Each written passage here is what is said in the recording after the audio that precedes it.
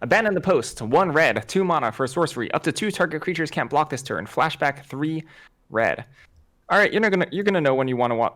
Sorry, you're going to know when you want this. I think most decks don't, and even the deck that wants this, I don't think it'll be the ideal card for this scenario. Most of the times, I think good, solid combat tricks would serve this better. And there's decent amount of replacements to be able to push past the stalled board. Don't love it, D-. D-, yeah. Gonna be a role player in best of 1 aggro, obviously. But you'll be able to pick it up late. But yeah, I don't think in best of 3 you really want it that much, or anywhere else. I mean, with flashback for 6 mana, you can make 4 things not block, but 6 mana not even falter is not exactly what I want. Yeah. Cosmotronic Wave says hi. Yeah. You're also the D-, Mobieus? Yep. Okay, let's talk about Ardent Elementalist. 3 red, 4 mana for a creature human shaman. It's a 2/1. When Ardent Elementalist enters the battlefield, return target instant or sorcery card from your graveyard to your hand. Heck, this is pushed. This is quite strong. The stat line is pretty poor, but the effect is pretty stinking good. I actually like this a lot. I think that given a sensible, not really even build around, but sensible deck construction, I think you're going to be able to get a pretty decent amount of value off of this. Have this at a C+. I kind of want to get a B-. Man, this was like this is what I'm talking about. If Soul Salvage was in the set, this gets a lot better in Ragdos. I don't think we can even put this in the same tier as the blue 4-drop. The one that draws your card and puts things in the graveyard? Yeah, that was a B-. Yeah, I don't think there's anywhere close. Yeah, you always play that card, it trades better, and it always has a good target because you're picking one of the 3. Like, if all of them are bad, that means you're not going to be drawing 3 bad cards next. And you get flashback. Yeah. I think it's a very, very solid C+. That zombie's dumb, right? What? That zombie is dumb. I think that zombie might be carrying blue a bit at common. Like, it's very, very, very, very pushed. And the 3/2, yeah. But definitely beautiful card. Love to have these kind of effects. Makes drafting and gameplay more complex with all the choices you're gonna have. Yeah, C+. Cool. Let's talk about Brimstone Vandal. 2 red, 3 mana total for a creature devil. It's a 2/3. Has menace. If it's neither night nor day, it becomes day as Brimstone Vandal enters the battlefield. Whenever day becomes night or night becomes day, Brimstone Vandal deals 1 damage to each opponent. Ooh. Not incredibly in love with this card. It's fine as like a curve filler. I don't think this is anything incredibly exciting whatsoever. I'm going to put this at a C-. C-? Yeah. C-. It's definitely a curve filler. I'm gonna put in a D+. If in some cases, like, you're gonna have 2 of these and day-night is gonna be changing a bit more, opponent's gonna be careful about it. I don't think it's gonna be easy to engineer those kind of situations, so I'm just on a C- for this. C-? Oh, so I'm idiot. D+, idiot. Sorry. Yeah, D+ for me as well. Yeah. It's filler. Filler, but in some decks, like, okay, from the sideboard, I don't think this should have a sideboard grade, but if you end up in a scenario where you have your red-green, you want to have a knight a lot of times, and an opponent really wants to, like, move away from knight, like, having 1 or 2 of these on the field can push a good amount of damage, but it is pretty slow. But I think on game 2 and 3, you can be sure if it's better than a D+. It's still not going to be completely amazing or anything. Yeah. Okie dokie. Burn the Accursed. 4 red for 5 mana. It's an instant. Burn the Accursed deals 5 damage to target creature and 2 damage to that creature's controller. If that creature died this turn, exile it instead. This is a lot of nice extra value tacked onto a generally rough mana cost for conditional removal. That being said, 5 mana does kill a decent amount of stuff. Funnily enough, from the art, given that it's burning a werewolf, it actually misses some werewolves, because some werewolves are actually just larger than this, especially the green one. But I think this does enough to be a serviceable Magic card that you will be okay picking up the first 1 or 2 copies of. I'm going to put this at a C. Yeah, and dealing 2 damage is fine. Exiling is better in this set. I'm also on a C. Solid card if you need it. Solid removal if you need it, yeah. I'm giving this a C+. I think this is my top end for my aggro decks and in general. I mean, the baseline of this is a decent removal. It gives you 5 mana, deal 5, exile, and deal 2 to the creatures. That's fine. And in aggro, it's just going to be really... That 2 damage stacked on is going to be really painful, so yeah. So. Yeah, that's what I wanted to talk about. Like, it definitely gets better in aggro. Oops, sorry, my bad. Oops. 1 second. So it definitely gets better in aggro. Because the lower curve your deck is, the better the high cost removal gets. Exactly, yeah. I mean, we know that from the previous aggro exactly. sets as well, where red was super aggro with this. Like, what was it? Chandra's something? Chandra's excitement or angriness or whatever. The M20 card with the 4 mana that deals 4 mana card that removes, right? Yeah, double red. It's 4 damage and something. Two opponent, yeah. So, yeah, this gets better in those kind of decks, and those are the ones that want it. Of course, if you really need removal and you don't have it, you also take it. Because you play your 2 drops, 3 drops, 4 drops early, you push damage with tricks and so on, and then comes a time when you need to remove something bigger. And this also pushes extra damage, so it gets better. But I think C on average, yep, is the right. Fireball was just okay because it was dumb because of the randomness of it. If it wasn't random, that card would be way better without the dice rolling on it. And the double red hurts a little bit. Yeah, hitting yourself was terrible with that because at some point it just felt really bad. Like in a race scenario where you're hitting yourself as well, it just wasn't great. But this never does that. This is always your opponent, which is really good. Okay, next one. All right, Electric Revelation. 2 red for an instant. As an additional cost to cast the spell, discard a card, draw 2 cards, has flashback for 3 and a red. In terms of what this does, there's graveyard shenanigans, so you can bin graveyard value stuff. There is instant and sorcery, spells, synergy in red-blue, and you add that up all together, including with the fact that I think that these effects are usually undervalued and limited, the ability to filter through excess lands and not flood out. And this does a pretty, I guess, okay job of doing that twice. That being said, I think this doesn't have a home. I think this is too inefficient, and even the spells deck doesn't necessarily want this. I think you'll be relatively unexcited, even though you might play it. Hallmark for a D for me. Yeah. D or D minus for me, but... Yeah, you're not getting extra cards with the first effect. With the second, you get an extra card. It does cost a lot. It's a 3 mana. That's a lot. But I'm gonna give it a D. I don't think it's D minus. It is a D. Yep. Chat wants a D. You're gonna get a D. I'm easy. Yeah, I'm easy. So. I mean, sure, if you need this effect, you get it, but you get it so late. And there is not many instant and sorcery synergies, really. Like, there just isn't many. So, prowess and shit like that. All right. Let's move on. What do you give it, Mobieus? You didn't give it. Say it. It's also D, yeah. Yeah, I agreed. Okay. Falcon Wrath Perforator. 1 red for a creature vampire. It's a 2/1. Whenever Falcon Wrath Perforator attacks, it deals 1 damage to the defending player. Here's the joke. Even if they block, you still enable your life loss vampires that sort of trigger in red-black. Fine. D+. Well, I mean, like, unblock this also deals 3 damage as a 2-drop, so that's fine too, but still D+ for me. D+ as well, if you're heavy into this archetype. Gets much better probably in best one, but then again, 1/1 blocks it. Even in best one, you kind of want to get that... you kind of want your 2-drops, 3-drops to survive with the help of tricks or something. So yeah, still a D+.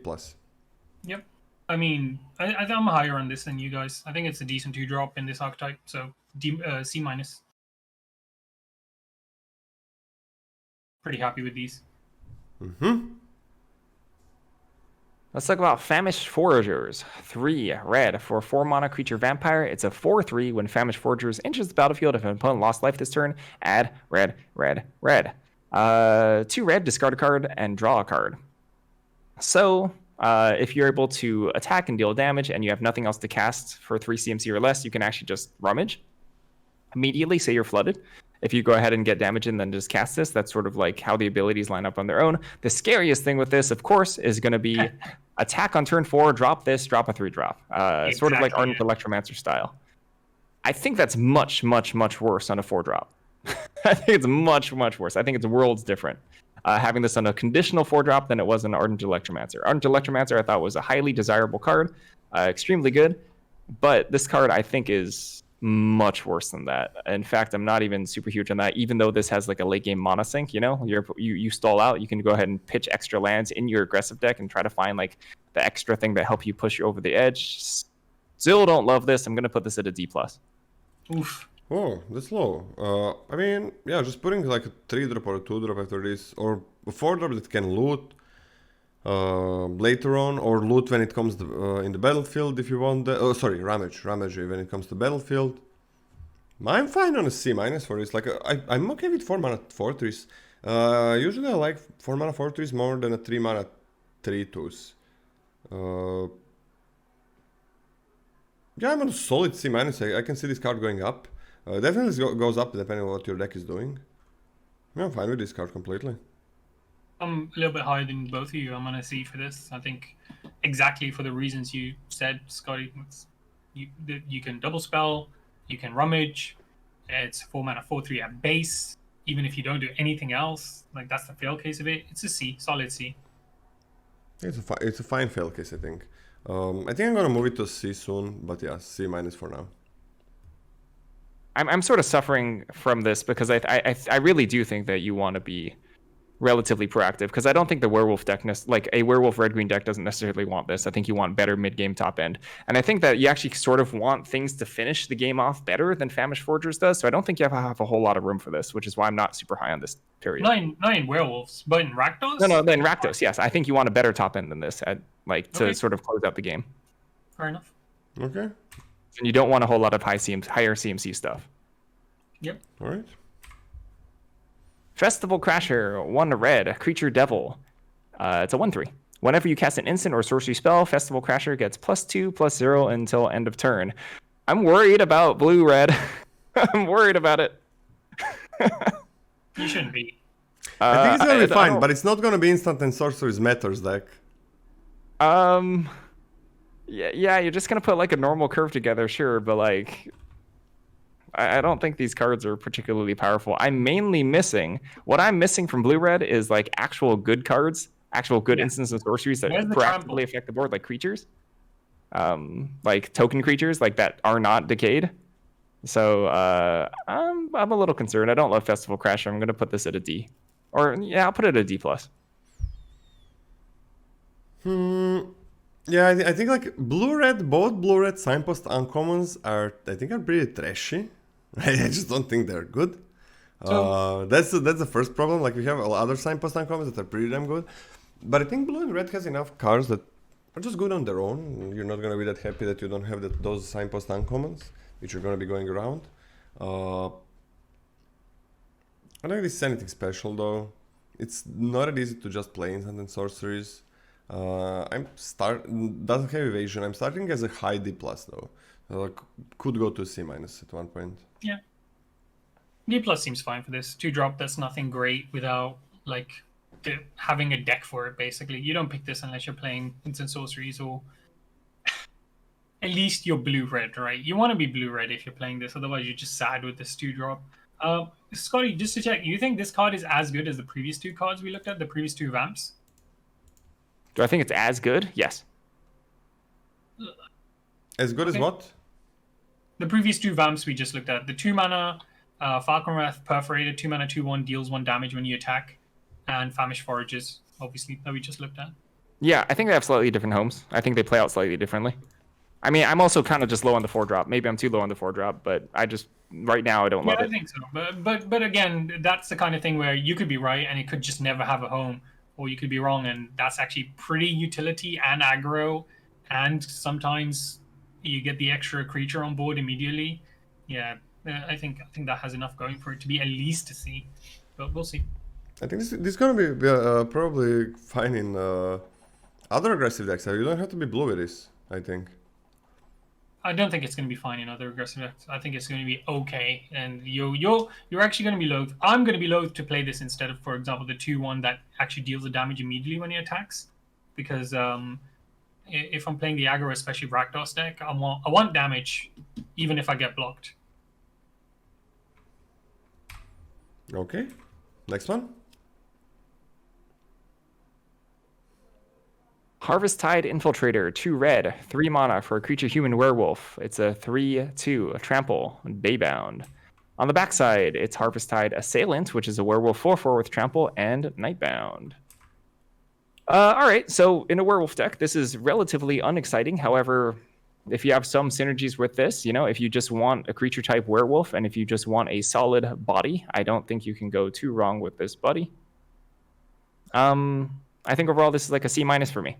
Just not incredibly exciting, but you're gonna probably know if you want this in red-green. Yeah, same. 3/2 pretty bad, but 4/4 is fine. Unfortunately, I kind of want these nightbound effects on bigger things, more expensive things, because that's when I'm not going to be playing a spell. It's still a nice thing, like a solid C-. In some, I mean, when this flips pretty soon is pretty good, but yeah, just a 3/2 is not bad. Don't like it, like a 3/2 trample is something like a day or some shit. But I think the possibility of a 4/4 later on pushes it to a 4/4, pushes it to C-. Still, nothing special of a card. Yeah, C- seems good for this. All right, let's go ahead and talk about Immolation, red, enchantment aura, enchanted creature gets +2, -2. Most of the time, this is just going to be used as a cheap, efficient thing to just kill an opponent's creature, sort of like deadweight. Sometimes you're just going to slap this on a large creature and push through damage. But majority of the time, it's just pretty efficient removal. I like this. You can't stack up too high on this. I'm going to put this at a C+. Strong diminishing returns, in my opinion. C+? That's what you put it on? C+. I want to see. Not so. It's fine. It's fine, but I mean, I want deadweight. I really would. This doesn't have the flexibility of deadweight in terms that you can put it on your creature, but I would much prefer the deadweight. Just make anything big smaller, in both power and toughness and manageable. That doesn't trade it to big things. Yeah, I'm gonna see. It could go down on this, but it would be so much better if it was instant speed as well, right? Like this hurts it a lot, not being instant speed. C. Lash is better, I think. Lash is definitely better. What about you, Mobieus? I'm on a C+ as well. I'm more on Scotty's side. I think this is good utility, very efficient. Yeah. Right? Okay. Somewhere between a C+. It's a fine card. Put in the deck. Lambholt Harrier, 1 red for a creature wolf. It's a 2/2. It has 3 in a red. Target creature can't block this turn. Fine. 2/2 for 2 mana at its base is medium with a sort of okay ability. Fine, but it'll fill up the 2-drop slot, which is always important. Limited. C- for me. I mean, 2 mana 2/2 is fine. This effect is fine as well. I mean, on something that is a 2/2, which I'm okay with.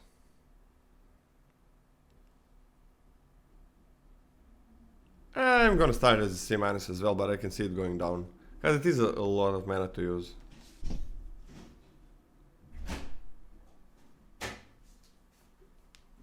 Mobius?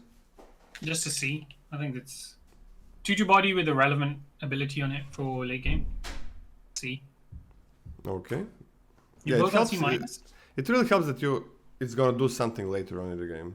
That's also wolf the strongest aspect of the ability, right, is that on like turn 6 or 7, your opponent just cannot make an attack they otherwise would have made because like, oh, what if they just make my 6/6 not be able to block and kill me, right? Yeah. So you have to leave back like a couple additional creatures. That's pretty important. Just because you have this, you don't even have to spend mana. and that has that effect. It's the threat. Moon Rager's Slash. 2 red, instant. This spell costs 2 less to cast if it's night. Moon Rager Slash deals 3 damage to any target. So 3 mana for 3 damage, okay. At night, Lightning Bolt. Yeah. Yeah, that's great. it's pretty sticking strong. Hello. I'm gonna put this at a B, just for raw efficiency. I understand it can't kill everything, right? You actually miss on a decent amount of stuff with this, but I think the raw efficiency of this and the fact it can go face, which I think is actually pretty stinking relevant. I like it at a B. At a B? Like B. a lot of times this is gonna be 3 mana, 3 damage. I'm on a B minus. I'm definitely on a B minus for this one.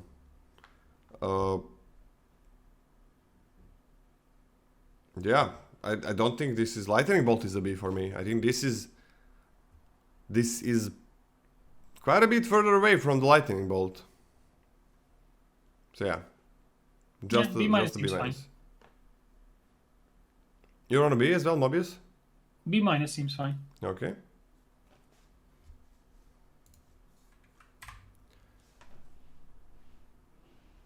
Scotty? By the way, can we make a short pause when we finish with the commons? Oh yeah, I was gonna say let's pause when we finish black, but I forgot. Pause for a break? Yeah. Yeah. Okay, sure. Mounted Dread Knight, 4 red, a creature vampire knight. It's a 5/4 with trample. Mounted Dread Knight enters battlefield with +1/+1 counter on it if an opponent lost life this turn.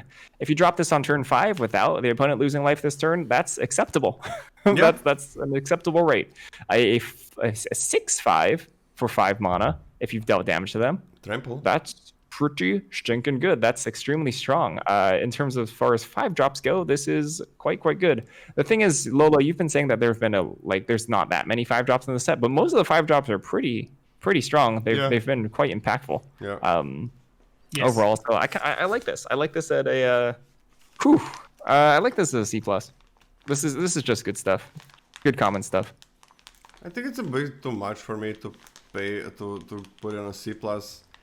Because of Disturb and everything, so you might be playing a little bit less of those 5 drops, but in an aggressive deck like this is a really nice top end, like 6/5 on turn 5, you don't have to wait for that 6th land, which is huge. Like 5 to 6 is not a small jump as well. First 4 mana is something you expect, and then 5 is you get to, but 6 is a bit more. 6, that's why you do not expect to get 6 in a reasonable amount of time, like you're on curve. On curve you do not expect to play your 6 drops, but 5 drops, a lot of times you are gonna play on curve, so I like this a lot. Still giving it a C. Like it is, the floor is fine. The floor is like it is a vampire, so that matters a bit. But the floor is somewhere in the D range. That's why I'm just giving it a C. I don't think I'm picking it as high as a C+ ever. I think C is fine. I'll go C. Good. We're all on C. You're also on C, Mobieus? Yeah. Okay. Anything to add? Not really. You guys mentioned the vampire synergy with it. That's all. Yeah. Neonate's Rush. Neonate's Rush is 2 in a red, 3 mana total for instant, but it costs 1 less to cast if you control a vampire. Neonate's Rush deals 1 damage to target creature and 1 damage to its controller, and you draw a card. For 2 mana, if you control a vampire, you can ping something and then ping their face and draw a card. Okay, that's not really what I want to be spending my 2 mana to do. I get that you can like cast this, and then if you have an excess of mana, you can cast another vampire, but that's expensive. That's expensive. I don't actually want this. Period. I think like if you want to be enabling vampire stuff, I want to play creatures and I want to attack, because attacking doesn't cost me mana. True. No for me. No. D-. Yeah, same. I want to play it. If I'm attacking with this, I want to play a trick. And that's gonna push damage as well and make me not trade with my creature, kill the bigger creature, whatever, and then play the vampire that needs me to deal the damage to the opponent. I think this is fine in sideboard. I don't think it deserves a sideboard grade, but there's an okay number of X1 cards. Also, a lot of disturb cards. The spirits are X1. When they come back, I mean, you're not using a card with this, so it's fine to kill a flyer that came back with that. So, yeah, something's gonna be relevant, but I don't really want to mainboard it. I'm just giving this a D. What do you give it, Scotty? I give it a D minus. I'll happily sideboard check it though. I'm gonna just D. How do we sideboard to checking it? Do you want to cyber check it, Mobius? No, but I'm asking why you want to. Why would we? He's gonna come back. Having targets versus not having targets is a big deal. It is a very big deal.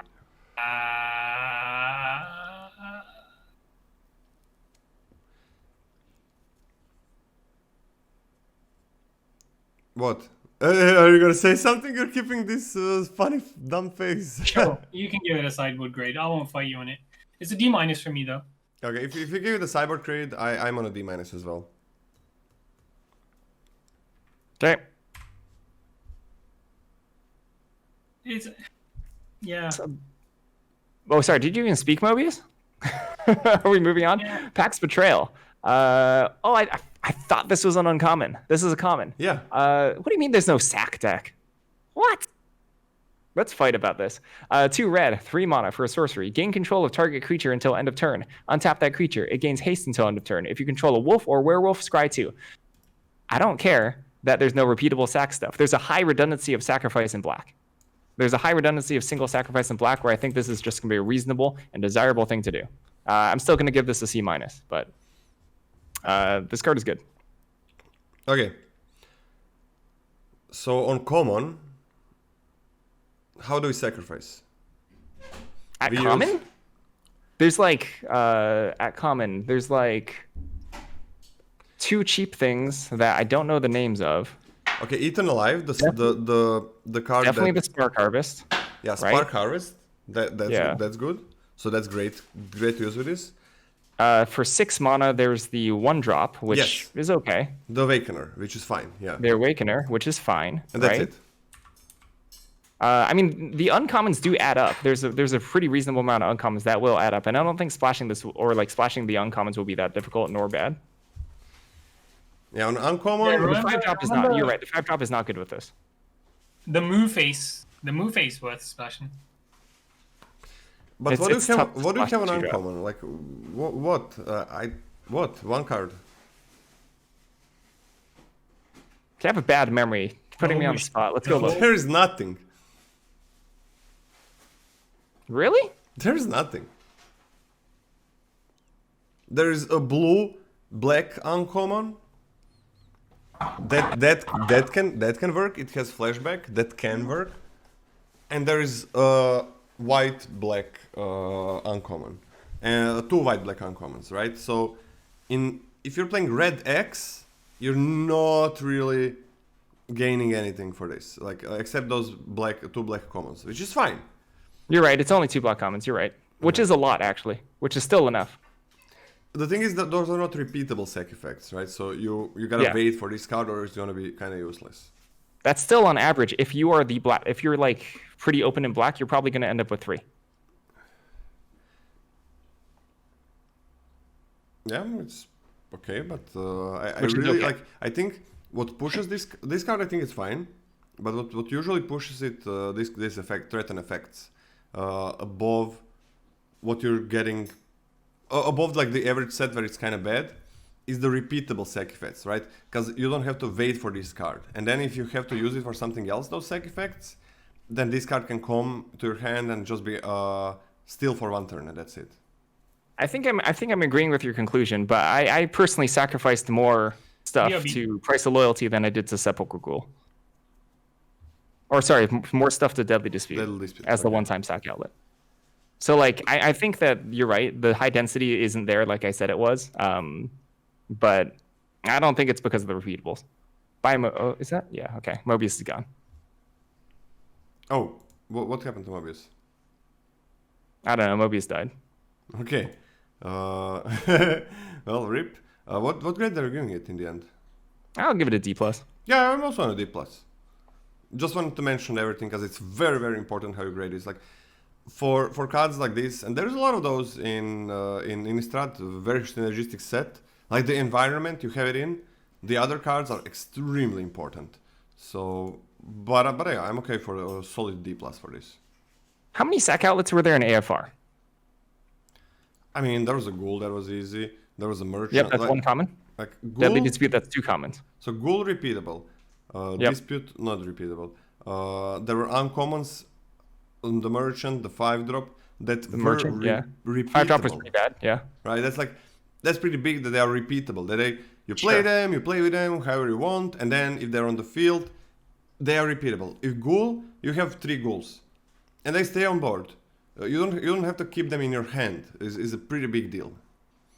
But still, I think very very playable card, the Pex Betrayal.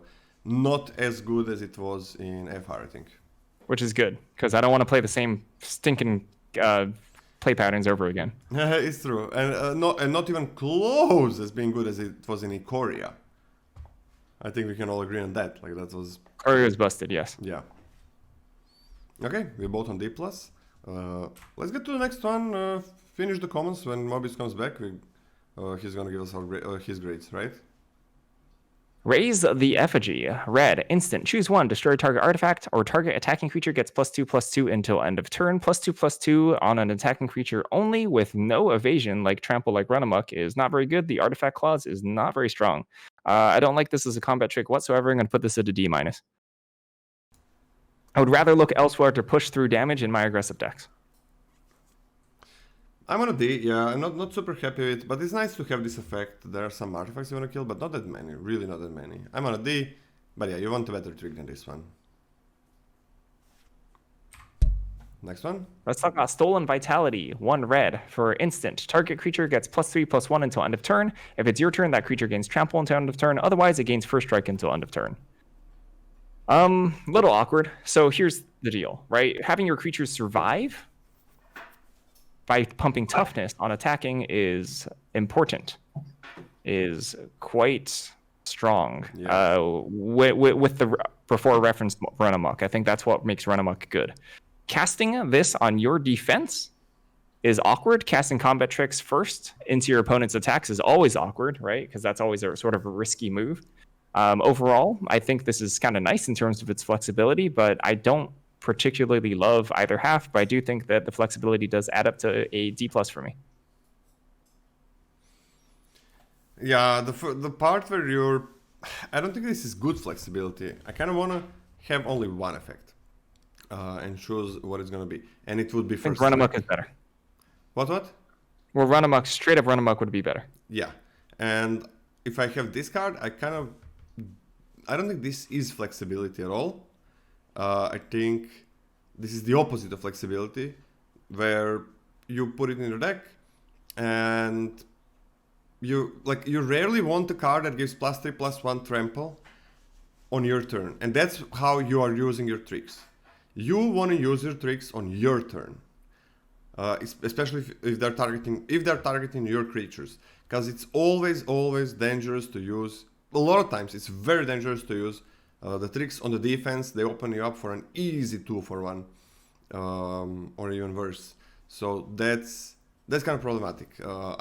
And like +3/+1 trample, where it's optimal situation to use this trick on your turn, is pretty weak. I'm giving this a D-. I really don't like this one.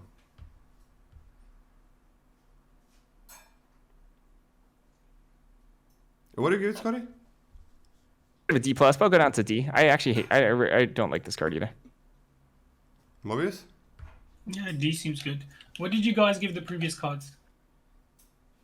I'm actually on a D- for the previous card as well. Scotty gave it a D- as well, I think, right? D- for Raise the Effigy. Oh, I gave it a D. Are we sideboarding that? Sure. Put a cyborg. Sure. Raise. It looks like a sideboard card to me. Yeah, sure. And it has like if you get it from the sideboard, it's fine. I think It's not a enchantments are fail-safe of just being a combat trick if the artifact hasn't hit the board yet, or Yeah. if it's like somehow already resolved itself or transformed or some shit like that. It at least has a backup. So yeah. I think it's very important for your these kind of cards to have destroy target enchantment, which is going to be relevant a lot more than artifact. But what can you do? What did you guys give Pax Betrayal in the What end? are you gonna give it first? D+. Same. D+. Everybody gave it a D+. Okay. It's fine, isn't it? It's fine. It's fine. Oh, here we go. Tavern Ruffian, 3 red for a creature human warrior werewolf. It's a 2/5 and it's daybound. And on the flip side, it becomes Tavern Smasher, which is a 6/5 nightbound. I think this really goes to show, right? Like, there's a world of difference here between the day and the night side. And it really, your evaluation and your estimation of how to balance your card evaluation between the night side and the day side, depending on how often you think you're going to stay on one or the other, is really telling with what kind of like how good you think this card is. I don't think this card is particularly strong. You know, I think this is very middle of the line for me in terms of like what I want for my 4-drop, just for the fact that you really get hamstrung when it becomes day. Regardless of how much control you think you have over the day-night cycle. I'm actually giving this a C-. Okay, I like six.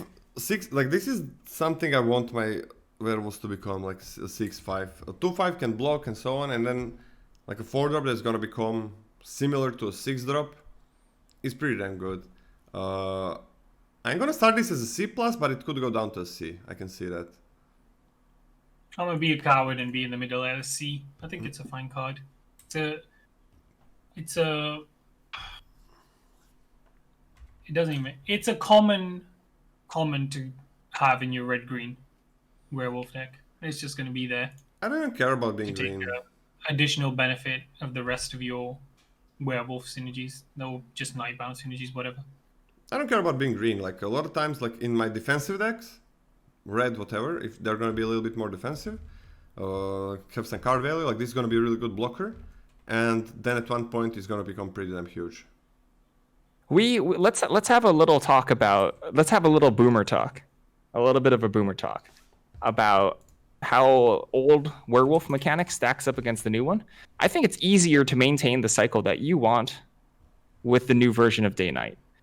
I think it is difficult. I think it was difficult, right? Like, if I saw this card with the old day-night cycle in old Innistrad, I think this card is actually just not very good, right? Because I think you have very little control over the day-night stuff, and I think it's pretty easily disruptible. I think this time it'll be a little bit easier for you to stick. I think it'll be easier for you to stick werewolves when you want to stick werewolves. And the fact that this can actually come in as a 6/5 is actually a big upgrade. Yeah, that's huge. So like if you're looking at this just as in the straight lens of, oh, I played old Innistrad and I know how werewolves work, right? They're better than that. They're, in fact, quite a bit better than that. So I could be wrong about my C-, but just need to say that.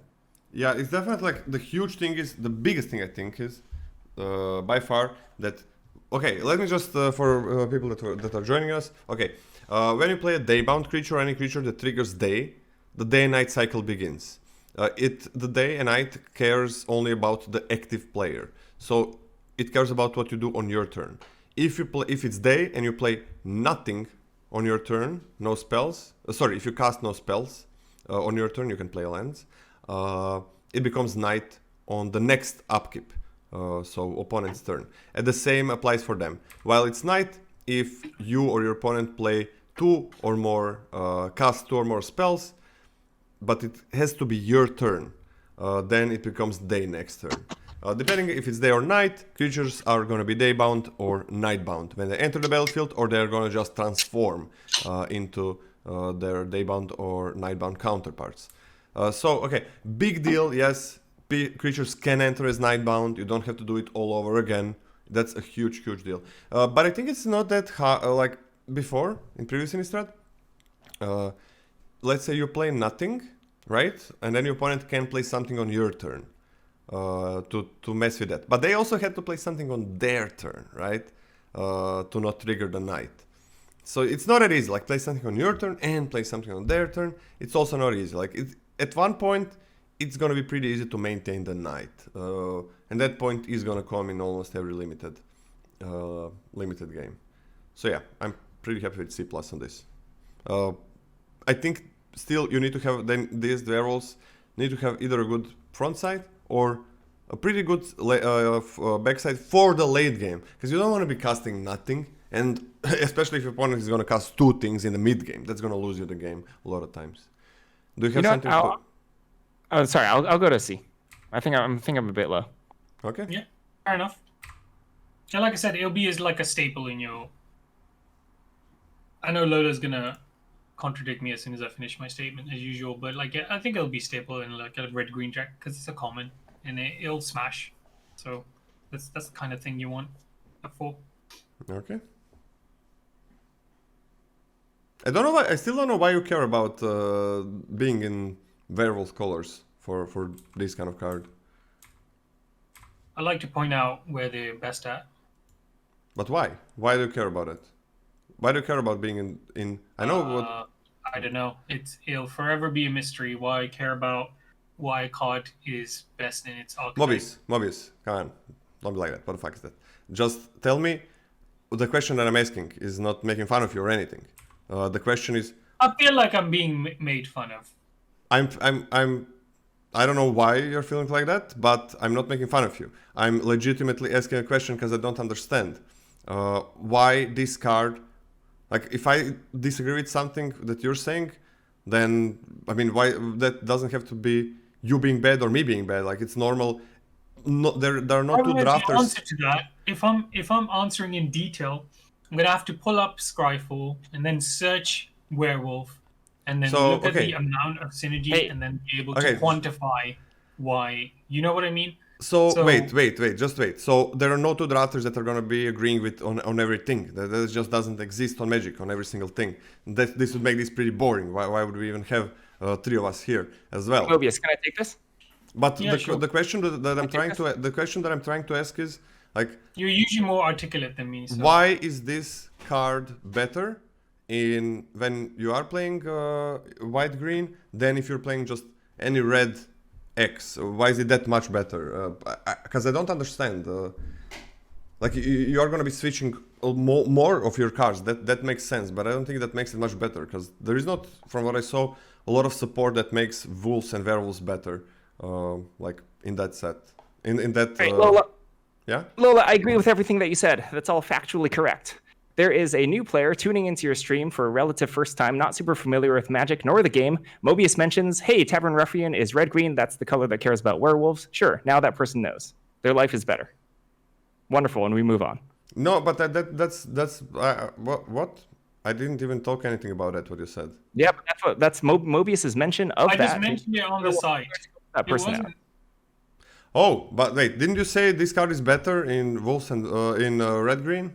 Yeah, it's slightly, and now that person knows that red green cares about werewolves, and their life has been improved. This is making fun of Mobius, like answering instead of him. This is literally making fun of him, like he cannot say that. He asked me. Is that it? Because I mean, that's mainly it. So all I'm mentioning, I'm literally mentioning a super basic thing, which I probably shouldn't mention, I guess, since it's obvious, is that, well, green-red is the color that really cares about werewolves and daybound, nightbound, right? Green-red? No? I don't think it cares that much about werewolves. I don't think there's much support. Like, I think if this card is good in your deck, it's gonna be good regardless. As the most, yeah. Of like you can play white and red, and then just have a few white cards that care a little bit about day and night, and it's gonna be the same there, or I think anywhere really. I don't think there's much werewolf synergy between the cards. Alright, if you don't want to talk about it, let's go to the next card. But the synergy is inherent, right? If you have other werewolves as well, because you're playing red-green, that also care about flipping to nightbound, is that not synergy? You mean like it's gonna be fine to... I don't think... You don't think that's synergy? Come on. I mean, I guess it's fine, yeah. If you have a lot of those... Yeah, that's all I'm mentioning. It's nothing too deep. I guess, I mean, but I'm asking you because I didn't understand. I'm not asking you to make fun of you. Why Scotty explained it a bit better than me as usual, but... I don't think Scotty explained it. I think Scotty's explanation was nothing. Small thing that to keep in mind that if you see a lot of these, if you're drafting a lot of these, ideally you want to be in red-green. Now, like you mentioned in response, you don't have to be in red-green. It still works. in red black or whatever other red X deck you're building. But that's all. It's nothing deep. I guess not it that is deep. a little bit. I mean, I think it's like a super small thing that when you have few wolves and werewolves, that it's gonna be easier for you not to play anything on your turn. But I think it's very, very small. I'm not even saying that. I'm saying you're getting more benefit, right? Because you have more cards that care about flipping to Nightbound. Yeah, so it's easier for you to not play a thing, right? That's, I guess, but that's not what I'm saying. But then what are you saying? I don't understand. What I'm saying is, if you have one card that cares about switching to Nightbound, Yes. that's great when you switch to Nightbound. But if you have multiples, the synergy is there that when it switches to Nightbound, you're paid off slightly more, however small it is, right? Because your other Nightbound creatures are also happy that it's night. But you're doing Right. exactly the same thing, like not playing a card. Not casting a card, right? Yeah, or your opponent's not casting card. It doesn't have to be you. Yeah. Okay, I'm not sure. No, if that, It's this just not mentioning the synergies as Wizards has printed the set. That's all. It's Uh-huh. nothing deep. Okay. I thought there was something else. No. Yeah. Anyways, when I'm asking you things and they were making fun of you, I'm asking because either I don't agree with them or because I don't understand them. No, So- I know why you were asking. No, it's So- mostly so- memeing. When I said you make it, I know you're not making fun of me, Lola. Okay. Don't worry about that. Okay. There That's you go. good, Like, that's good. I think chat gets it. I think that's More very you important. profit from it, the more acceptable it is to do so. Whatever. Yeah. I think that's very important because I want to ask you questions in the set reviews when I I would have like never to been get. upset at you asking me questions. Don't worry about that. Let's All move right, on. good. Vodaran Stinger, red. For a creature, a vampire warrior, it's a 1/1. Vodaran Stinger has first strike as long as it's attacking. It's a activated ability, 2 red. Vodaran Stinger gets +2/+0 until end of turn. For the cost of 3 mana, you can make it a 3/1 first striker. For the cost of 6 mana, you can make it a 5/1 first striker. I'm gonna be honest. I don't hate this. I knew it. This is kind of nice in our hyper aggressive black red decks. It's Yep. pretty difficult to block. Threat of activation is super real, which means that it's pretty reliable at getting pecking in some damage. I like it. I like it a pretty decent amount. That being said, it's probably still a D+ for me because I think it's not incredibly impactful, but I'll take it as a role player. It's fine. Yeah, it's kind of shitty. Definitely in a D range, either a D or a D+. Like threat of activation becomes on 3, and threat of activation stops when you get a bigger creature. But then there gets a little bit better with tricks, I guess. But it has a trick on its own. It gets a bit better if you can put a counter or something on it. I'm on a D+. Yeah, fine role player, but nothing special.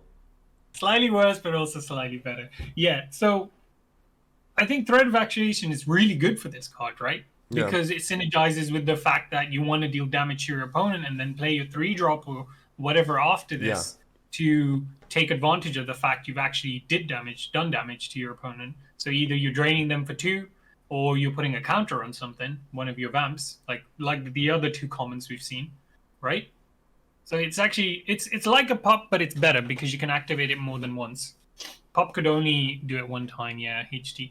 But yeah, I think it really fills a role. I'm gonna give it a D+, but I envision myself going up to a C- if the aggro deck really works out. Dropping this on 1 means if you're going first, especially, but sometimes even if you go second, if they miss their 2-drop, that you're already dealing damage on 2, which is good. And obviously on 3, we have the threat of activation thing. It's good.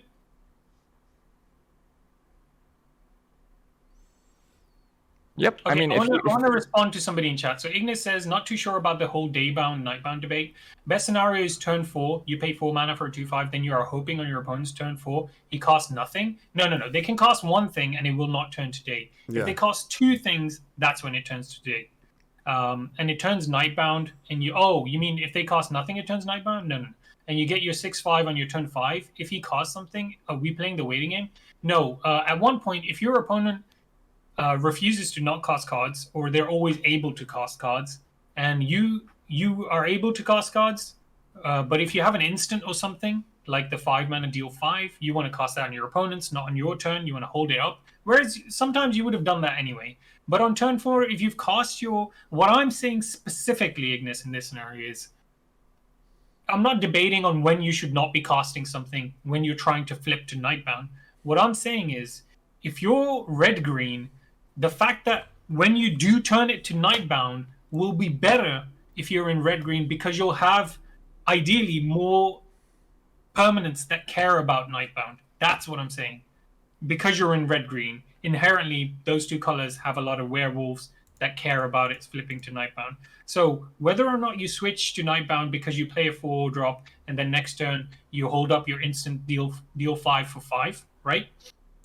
It's already day. You've played it, it turns day. Next turn you might hold it up, and on your opponent's turn, it turns to night. And if they don't cast 2 spells, it stays night, and you kill one of their things. Now what that means is now that it's night, for the rest of the game until it turns day again, the other permanents you have, the other creatures you have, are really happy that it's night, and it's better for you that you're in red-green. Well, it's slightly better for you that you're in red-green because you have ideally more werewolves that care about it. That's all.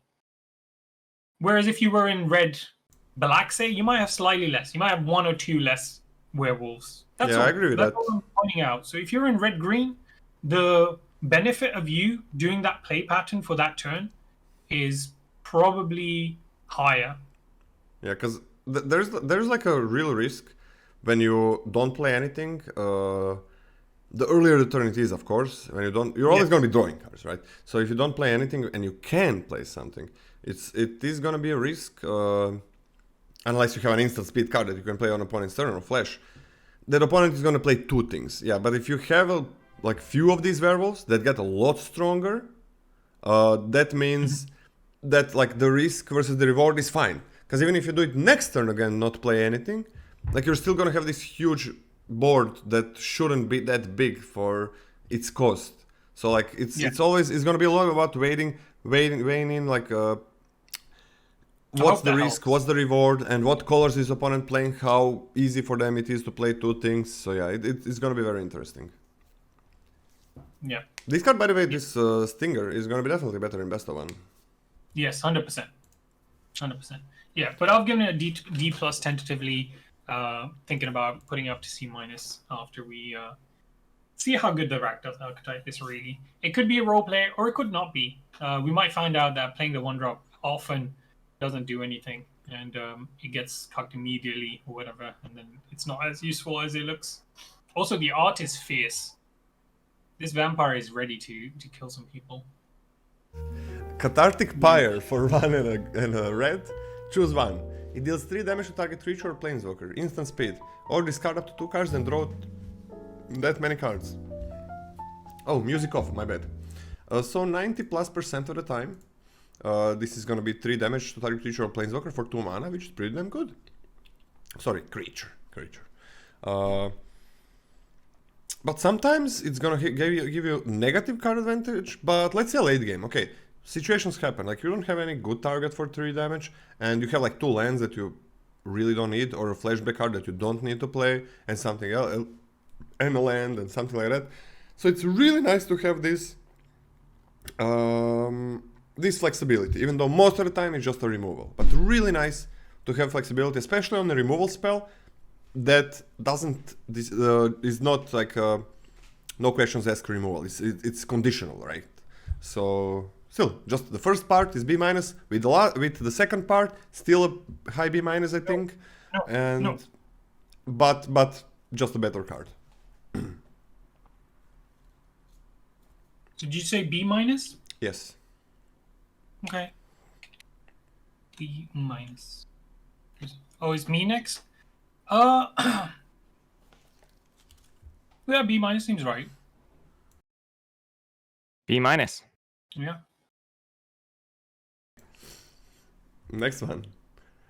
It's me.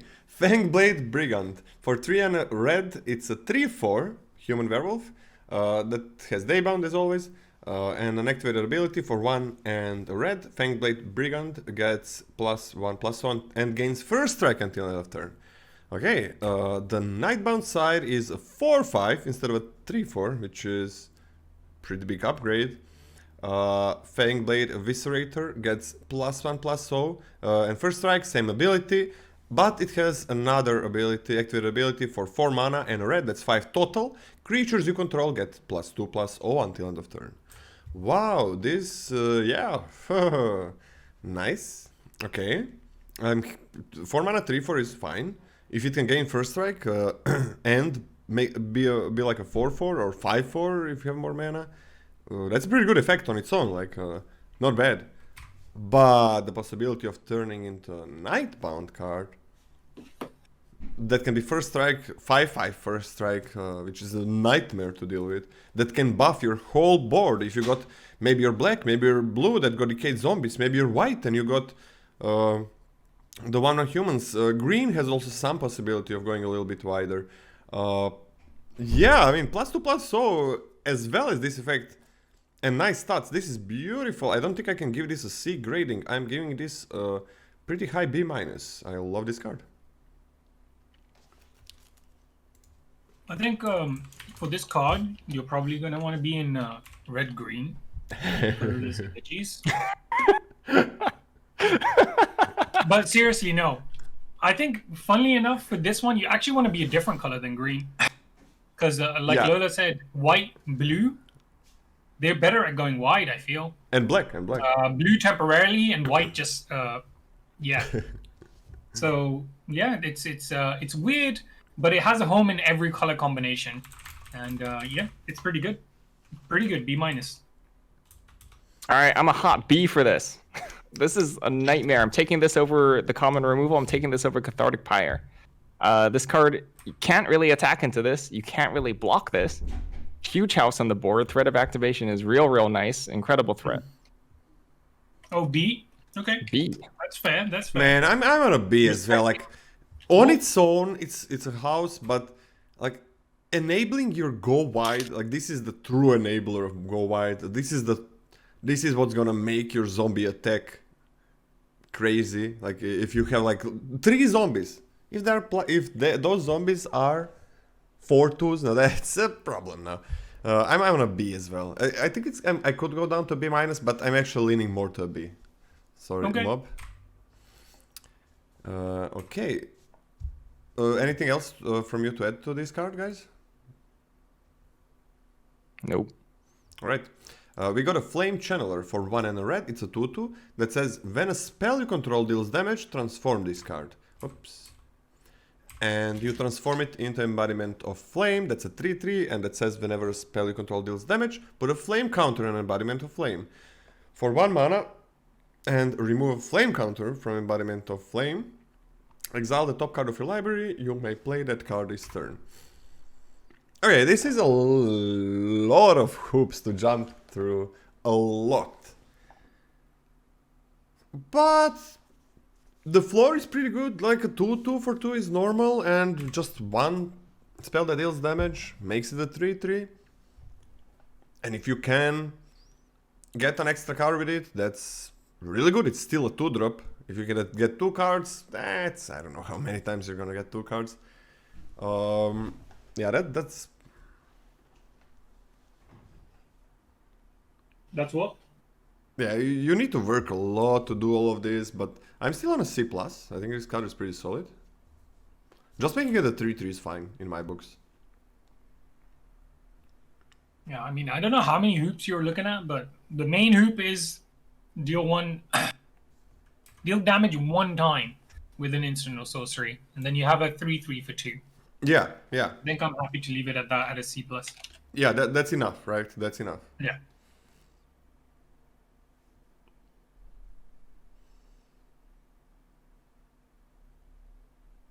What's the grade, Mobius?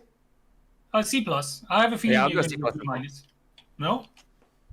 C+ as well. Okay, anything to add, Scotty? Nope. Okay. It's just a good card. Really good 2-drop. Lunar Frenzy. We're on to uncommons, by the way. Lunar Frenzy. X and a red. It's an instant that says target creature you control gets +X/+0 and gains first strike and trample until end of turn. So you can use this for 1. Give like a first strike trample to something big. This can be a finisher. I love this trick. I'm happy that this is uncommon. I don't want this trick uncommon. This is beautiful trick. This is really nice trick, and like a trick that can be a real finisher. That can be cast for 1. Sure, when you go for 2 on 2 and 3, it gets worse. I'm on a C minus like this, or a C even. I'm actually on a C for this trick.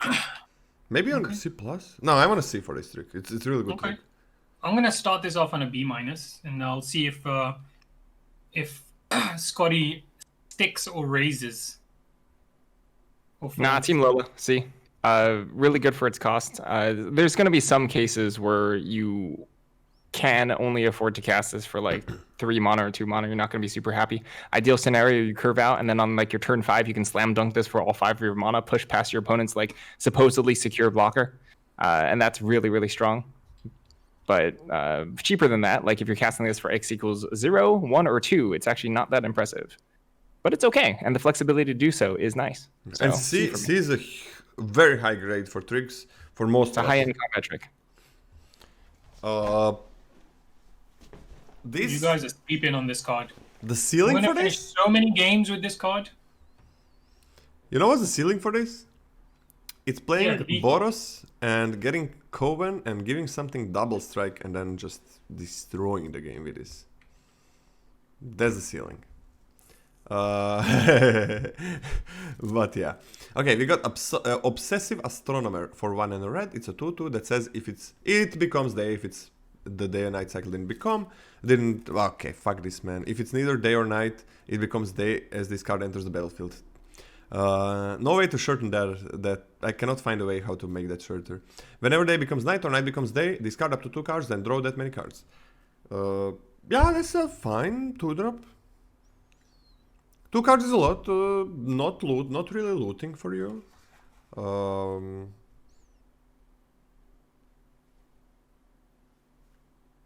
But it's like, it is still a 2/2, you're not getting real card advantage. We just need to finish red and then green, and that's it.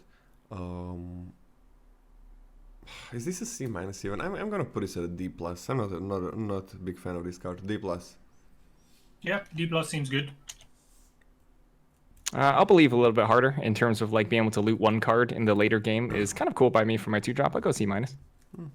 It's cool that it's free, right? Yep. Sometimes you mean rummage. Sure, rummage. Okay. Yeah. Play with fire. For red mana, it's an instant that says it deals 2 damage to any target. If a player is dealt damage this way, scry 1. Shock on steroids for constructed, and for limited, shock. Exactly shock. Nothing more. I like shock as a C plus. That's what I like it at usually.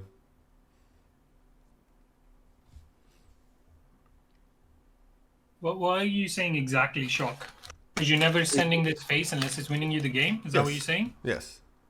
I think I feel like there was, maybe I'm misconstruing what I remember, but I feel like there's a Twitter poll saying like, is shock or play with fire like better in limited because then people won't get tricked to shocking face.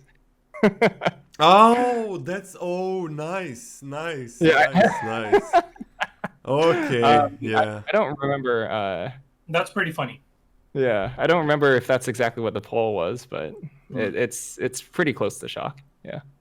Yeah, C plus seems fine. It has an effect. When opponent dies, you scry 1. So that's hilarious. Interesting. Purifying Dragon for 3 and a red. Whoa, Scotty, what a great C+. C+. Oh. Wow. I thought it's C+. Roll over you from now on. Lola always ignores me. It's okay. No, that's not true. That's not true. Purifying Dragon for 3 and a red. It's a flying 4/3. When it attacks, it deals 1 damage to target creature defending player controls. If that creature is a zombie, it deals 2 damage to it instead. So this gets rid of the decayed zombies. If you want to do that. Yeah, Blade Brand, not bad. X deals with X once, and it's a 4/3. 4/3 for 5 mana is pretty damn solid. It's pretty damn solid. I like this card a lot. I'm gonna get this to a B minus.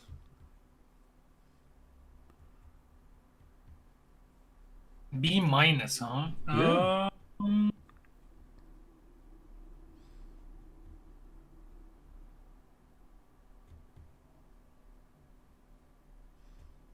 Can't ping face, sadly. But 4/3 is pretty good clock for 5 mana as well. Yeah.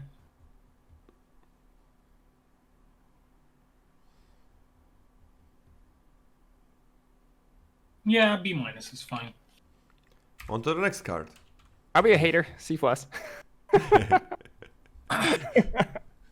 Did you do that on purpose, Lolo? Or did you forget Scotty again? Yeah, I did it on purpose. Oh yeah, good cover up. Good, You yeah. forgot, Good be seeds. honest. What Yeah, did you, just Mobius? telling You also said C plus, right, Mobius? No, I said B minus. You're B minus, If okay. anything, I was considering in which cases this goes up to just a B, but I think you need specifically like Blade Brand and the other Manticore version in this set, basically. It's much better than a 3/3 that did this in what, Guilds of Rounding Tower, or I think that's where it was. that card is poop. Yeah, that card was pretty poop. Seize the Storm. For 4 and a red, it's a sorcery that says create a red elemental creature token with trample, and this creature's power and toughness are equal to the number of instant and sorcery cards in your graveyard, plus the number of the cards with flashback you own in exile. Flashback cards are always instants and sorceries, just a thing to note. So for 6 and a red, it has flashback, so it costs 5 mana and then 7 mana. Now the problem with this is the first. That's Okay, shit. what? What? So the first part, 5 mana. The only time where this was pretty damn good was Strixhaven for 4 mana, and it's 1+. Trample would have been nice on that, but I would rather have it cost 1 less and get one more a +1 counter. But you also had learn cards there, so you got more instant and sorceries into the graveyard. It was very instant and sorcery heavy set with Magecraft, with everything being instant and sorceries. Nothing was an enchantment. But this has flashback to remedy that. And I still don't like the card that much. Like, you need to get a good Doesn't say deal. instant or sorcery, does it? What? Does it? It does. Never mind. You need I to. thought this actually read instant or sorcery cards in your graveyard with flashback. Yeah, I think this is a D. Would be terrible. I think this is a D. This card is like, it's hard to get good value from this. Now, I mean, okay, I'm gonna put it on a D plus because there is enough self-mill, right? There could be enough self-mill cards that can make it better. But I mean, 5 mana, you need to make at least, even making a 4/4. If you can make a 4/4, that's alright. If you make anything weaker than a 4/4, this is pretty bad. It counts itself, right? No. Yes. No. Well, because this Yeah. hits the graveyard. Seize the Storm hits the graveyard, and then it'll count to it. What? What? Oh, It's- wait. Okay, Oh, he's wait. going. Wait, these are not counters. This changes the. It's Oh, this card is good. Oh my god. This has like a star for power and toughness. Oh. Okay, this card is pretty fucking good then. Not busted or anything, but definitely playable. You can grow it as you. Oh, it can grow. Oh, I didn't think it was adaptive. That's a good way to put it. It grows. Oh man, I like anything that grows. So, I'm on a C for this card. Definitely has a ceiling though. I'm on a C. Okay. C. Yes. Okay, I'm gonna give it a D. I want to give a C on top of a ceiling grade.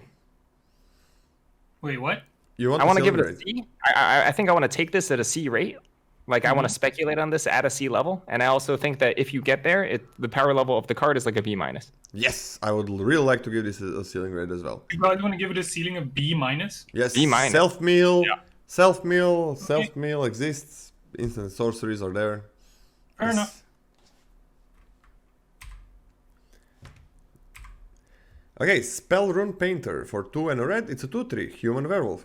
Whenever you cast an instant or sorcery spell, this card gets +1/+1 until end of turn. So, Magecraft, +1/+1. Now, it turns into a 3/4, and it has the same effect, but it gets +2/+2. Now, okay, 2/3 that grows with the +1/+1 is fine. Nothing special. +2/+2 is pretty freaking huge. That's a lot.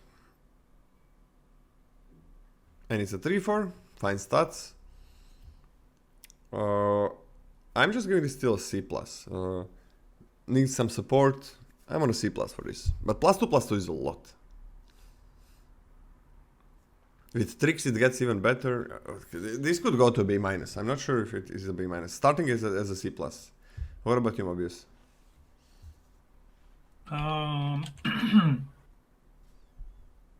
Probably just a C. It's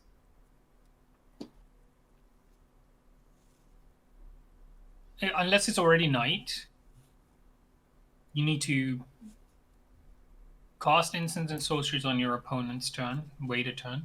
Which actually it's not that bad because it'll be a 3/4 when you switch back to your opponent's. And then you've got mana up to cast instants. And your opponent will be very wary of that. Sure. Very. Yeah, sure. We can go up to C+. Makes sense. I'm probably a bit too harsh on the previous card as well. It's probably a D+. C plus is fine for Spell Rune Painter. The cool thing is, I think you guys are too hype about that card. Like, when you get to cast that for 5, how many instant and sorceries have you cast at that point? but it For can that grow. not to just be a 1/1 or a 2/2. Like, you need to have been not casting creatures up until that point instead of cast instant and sorceries. And I don't think that's going to be very good. Or We can fight about Seize the Storm. I think if Seize the Storm comes into play as like a 3/3, right? I think that's perfectly acceptable. If you play a 3/3, you manage to get to trade with it, and then later follow up with like a 5/5 or a 6/6, that's awesome. you played a 3/3 for 5. That Yep. grows every time you play an instant or sorcery spell. Or every time you mill it. That's the cool thing. Every time you mill it as well. Every time you discard it. And it counts itself, right? It counts itself as well, which is really good. Because I didn't see that it was a... Yeah, I didn't see it was a grower. And Fair enough. What did you give Spell Rune Painter, Scotty? I think a C plus is fine. Yeah. yeah, it's interesting We'll that see. if you... Maybe I'm being too harsh on it because On what? the one in Strixhaven was so Set dependent. what'd you call it? Like, not temperamental, but either it was shit or it was the best spell in your deck, kind of thing. It was Like, always either pretty good, I it was think. just you shouldn't be playing this card, or when you play this card, you're getting a 12/12 or something stupid. And in Strixhaven, like you mentioned, you had a much higher density of instant and sorceries because of the way learn works and stuff. In this set, we have self-mill instead of learn, which I don't think is as conducive to growing your little elemental. Albeit, this does scale up, but I think you can't be paying 5 mana and waiting, unless when you play it, it's already 4 or 5.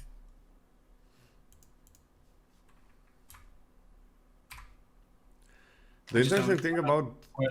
I'd rather be casting something else. Well, the thing is, like, it's huge that it grows, right? It's pretty huge. And it's huge that you can discard it, right? For looting or damaging or something. And then cast it later on as a pretty big thing. I don't know. I really like the card. I hope it's gonna be good. But I don't know how many instants and sorceries you're gonna have in the deck as well. The interesting thing about this spell rune Howler, like when you attack and you play few things, it's gonna become weaker next turn, right? So that's pretty interesting. But yeah, okay, on to the next one, guys. Sure. You didn't do the thing that Janos asked you to do at the beginning of the set review, by the way. Oh my You liar. god, I didn't fucking do it. What a liar. It's I didn't eat anything today, literally nothing, and I ate. But Alright, and I'm afraid if it's not gonna work like in the meantime as well. But yeah, I ate. There is co-filling. So for Ianos and Han helped us make the backhand. Ianos is doing a lot of work for front end as well, and the new backhand features where you can see the change log, how we are changing the cards, what the grades were previously, and so on. So please check the tier list, and you can see their coffee links there. Consider buying them a coffee or something, because they did a lot for us to make this tier list as beautiful and as effective and functional as it is. So yeah. Also, Janos did. Why does this look so beautiful? Everything. It's because of Janos. So thank you so much for that as well. Okay, we got the Thermo Alchemist. Han is legacy software, Janos is the new stuff. Yeah. Thermo Alchemist. For 1 and a red, it's a human that has Defender, that's O3, that taps to deal 1 damage to each opponent, and whenever you cast an instant or sorcery spell, untap Thermo Alchemist. Ha! 0-3. Kinda low stats. This is a clock.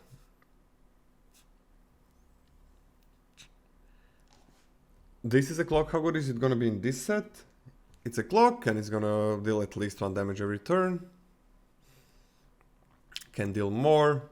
Art, don't get me started on that, Fort. Do not get me started on reprints without new art. Do not get me started on that. Wizards is obviously an indie studio. Ah. Really depends how many instant sorcery cards you have in the deck. Also, I mean, it has a room in if you have enough. Like, it's hard to get few of these because it's uncommon.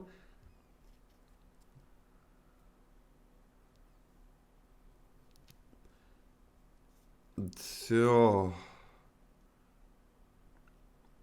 I'm gonna start this off as a C because it really varies in what deck it's good or bad. It's not just about instant and sorceries as well. I mean, It's about I'm what gonna your give deck it is trying to do. Like if you're trying to I'm push, gonna what? Go ahead. You got more blurb to say.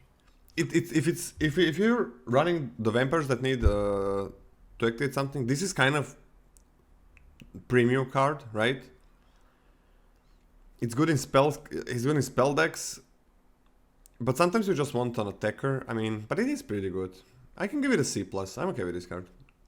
Okay, good. Yeah, I was gonna give it a C+. It's just take it, and this is good in any color that uses red, I feel. Specifically, is it obviously? It says it on the card, instant or sorcery, and it works pretty well with. Do not compare this to Drawbridge, man. Come on, and it works with vamps actually really well. So, C+. C+ for me on Thermo Alchemist. Base, I mean, it's pretty close to a 1-3. Vigilance, unblockable. Whenever you cast an instant sorcery, ping the opponent for 1. But also with additional vampire synergies. I understand it can't eat a 1 toughness attacker, but the card's pretty good. It is pretty good. It would have been nice if instead of reprinting this, they just made a vamp version. I'm not sure why this is not vampire, yeah. I mean, they just did a reprint instead. So people don't know what to use it for. Okay, we got a Village Watch. For 5 mana, it's a 4-3 haste. Daybound. When it becomes night, or if it's night, it becomes a 5-4 creature with haste, and all the wolves and werewolves you control have haste. Okay. Well, 3-4. Oops, sorry, my bad. 3-4 is 4-3 for 5 haste is kind of shit. I don't want it. I don't want to play a 4-3 haste for 5. But a 5-4 with haste for 5 is fine, and everything else has haste. I mean, if it's night, you're gonna be, you could play a big creature and attack with this, but I don't like this card. I don't like it at all. Like I think I'm just gonna give it a D plus. I'm gonna give it a D plus, and sure, in specific deck it gets better, so your big things can just attack right away. But still, like a D plus. I really don't like this card. It's way too much work for not that. Not a effect that on standalone is kind of meh. The body is something that I would expect from a werewolf that costs 4 or something. So yeah, not in love with this card. I'm a little bit higher on it. I think C- or C is good for this, but because it's 5 cost, you're probably hovering around C- for this card. This is one that you actively just want it to be knight when you play it as well, because the stat line is really bad for a 5 drop on the front line. It's just not good enough to be playing as a 4/3. Whereas with others, you can play them for their front side, and then you get additional stats on the back side. This one, you really don't want to be playing for the front side. I mean, in a pinch you'll do it, or if the board's clear, it's fine. So it's not terrible. It's just this one you really want it to be knight. Okay, I don't know why I'm saying that over and over, but really, when you play it and it's knight, this is amazing. When you play it and it's not knight, this is actually pretty bad. So there's a big discrepancy between the front and the back of this card. Also, the flavor for this card is very sad. I don't like this betrayal. Betrayal, but it's so yeah. I agree with everything that Mobieus said, and it's just like I think any card that requires it to be knight to be good is a little bit down for me, unless it's a crazy powerful side. I'd go C-. I'll be slightly more optimistic about it. Okay, maybe I'm wrong. Voldaren Ambusher for 2 and a red. It's a 2/2 that's a vampire, and it says when it enters the battlefield, if an opponent lost life this turn, it deals X damage to up to 1 target creature or planeswalker, where X is the number of vampires you control. Okay, so like a deal on curve scenario, you play a 2/1 flyer, attack, play this, kill their tutor. Or you play a 2/1 flyer, a vampire, and then you play the 4/3 vampire, and you can play this on the same turn. You got like 3 or 4 vampires, you're dealing 3 or 4 damage, killing a lot of things. So those are really nice upsides. The downside is that it's a 2/2 that might do nothing for 3 mana, or if it's just gonna deal 1 damage if it's the only vamp. The downside is low. The downside is problematic. Like this is either gonna be amazing or really nothing special. Really bad when you play it. Sheesh. This would be very flavor win if it had flash. Oh, and what's with the ambusher not having flash? What the heck? Yeah, that's weird. That's really right. weird. Isn't it crazy? It's an archer, it doesn't have reach. It's an ambusher, it doesn't have flash. What? Yeah. Huh. Just a really bad ambusher and archer. I want to C-, because this varies greatly what your deck is trying to do, how many 2-drops you have, how many vamps you have. I think I'm gonna start as a C-, but it goes way down or way up depending on what's going on in your deck. Ceiling grade? Ceiling grade? Who just said ceiling grade? C+. I would give it a C+ as a ceiling. I'm okay with the ceiling grade. Who just said ceiling grade? Scotty. How dare you? Also, I agree. It should probably have a ceiling grade. It's pretty obvious, but also, yeah. I think I'll still take this around a C level, I think. The upside to this is a lot. Just being able to attack for 2 on turn 3 and then play this after, dealing 2 to something is very good. So if your opponent chooses not to block or they can't block because you're flying in, yeah, that's pretty dang good. I'm gonna give it a C. I'll go C-, C+. Yep. Okay. Oh, on to the mythics and rares. Mobieus, you're up. Okay, give me 2 seconds. Color red. Or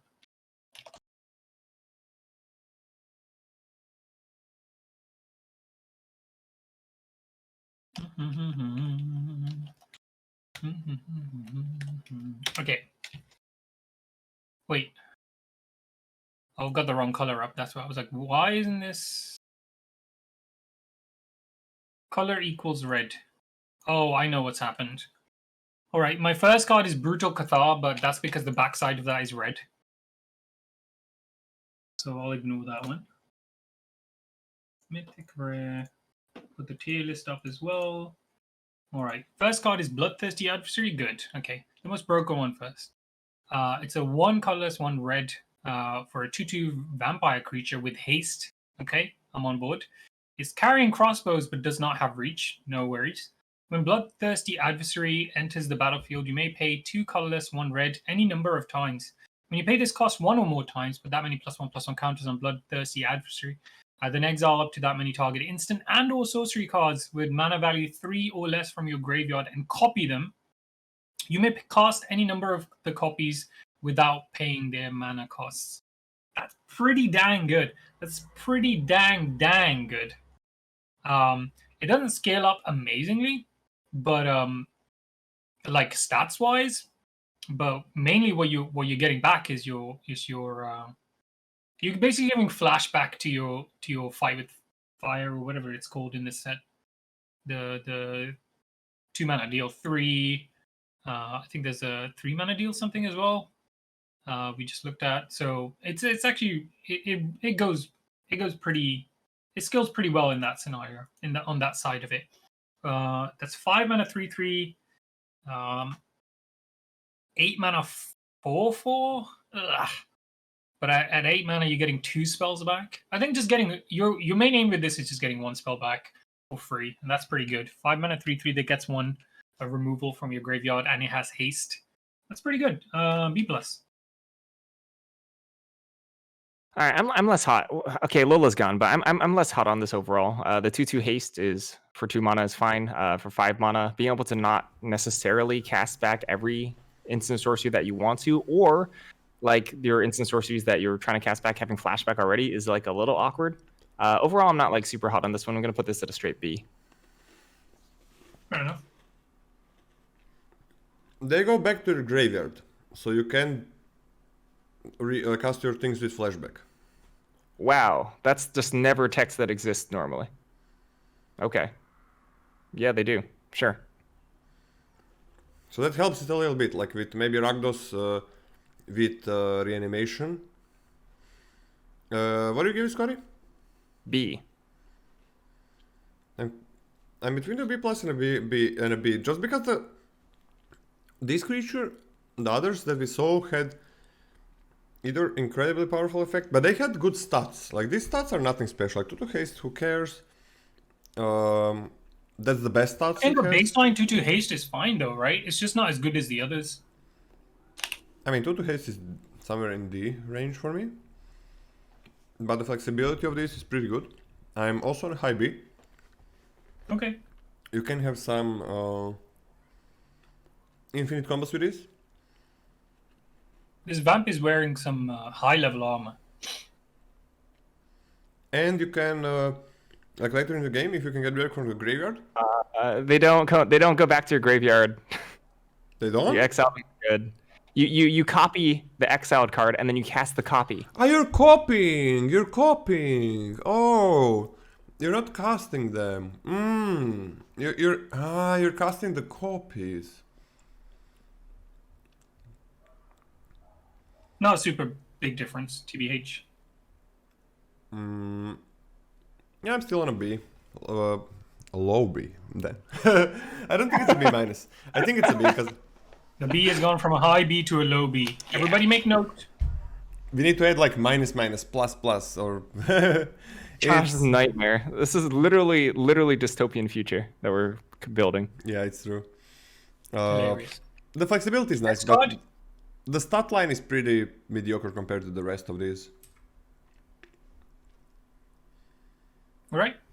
Burn down the house. 3 colorless, 2 red for a sorcery, which burns down your house. Don't play it. Deals 5 damage to each creature and each planeswalker. Great. Create 3 1/1 red devil creature tokens with when this creature dies, it gains it deals 1 damage to any target. They gain haste until end of turn. Well, I mean those are the those are the token red devil tokens, right? That's how they operate. They ping, and those are actually pretty dang good. Like it might not seem like much, but even one of those is pretty. It's pretty nice. If your opponent's blocking 2, you can direct 2 damage at something. Either one of the 3 toughness creatures that's blocked one of them, kill it, or like just something completely separate. You know, burn down the mansion, burn down the house sounds better though. Also, the versatility of a board wipe. Basically, a board wipe, being able to be a couple of devils instead is huge. So I'm just gonna give this a B+. Yeah, I like this card. Devil tokens are good tokens. They're quite powerful. Like the 1/1 doesn't seem particularly strong, but when you see them on the board and the utility and the annoyance that they have on your opponent's game plan, comes quite good. Got this at a B. I'm gonna B+ as well, just because of this.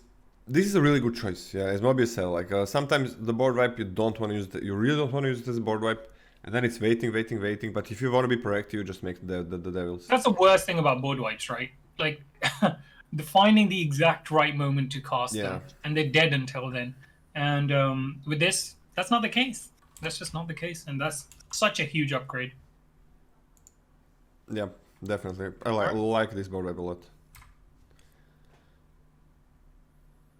If you are double casting this, can you choose both options? No. Hold on. Maybe when you copy a card, you copy the choices on that the you stack, make, and at that point you've already chosen the option. Yeah, you can't. All right. Next card is Curse of Shaken Faith. Another curse. 1 colorless, 1 red for enchantment or a curse. You enchant a player. Whenever enchanted player casts a spell other than the first spell they cast each turn, or copies a spell, Curse of Shaken Faith deals 2 damage to them.